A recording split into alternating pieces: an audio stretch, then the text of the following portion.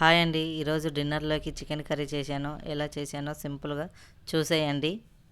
కడాయి పెట్టి కడాయిలో 2 స్పూన్ ధనియాలు, కొబ్బరి, సోంపు, జీలకర్ర, మిరియాలు, లవంగాలు, యాలకులు, దాల్చిన చెక్క, బిర్యానీ ఆకులు వేసుకొని ఫ్రై అయిన తర్వాత పక్కన పెట్టి అదే కడాయిలో ఆయిల్ వేసుకొని ఆయిల్ హీట్ అయిన తర్వాత ఆనియన్స్, పచ్చిమిర్చి, పుదీనా, కొత్తిమీర వేసుకొని ఆనియన్ ఫ్రై అయిన తర్వాత అల్లం వెల్లుల్లి పేస్ట్ వేసుకొని నీట్గా వాష్ చేసిన చికెన్ని వేసుకొని ఇక్కడ చికెన్ కుక్ అయ్యే లోపల టమాటో ప్యూరీని పేస్ట్ చేసుకొని పక్కన పెట్టేసేయాలి. చికెన్ అనేది 30% అయిన తర్వాత చికెన్లోకి టమాటో ప్యూరీ వేసుకొని దానిలోకి ఉప్పు, కారం, పసుపు వేసిన తర్వాత చికెన్ ఇలా ఉడికిన తర్వాత తగినన్ని వాటర్ వేసుకొని ప్లేట్ పెట్టి ఉడకనివ్వాలి. చికెన్ ఉడికిన తర్వాత వేయించుకున్న మసాలాని వేసుకొని 2 మినిట్స్ మగ్గిన తర్వాత కొత్తిమీర, పుదీనా వేసుకొని స్టవ్ ఆఫ్ చేయడమే అండి.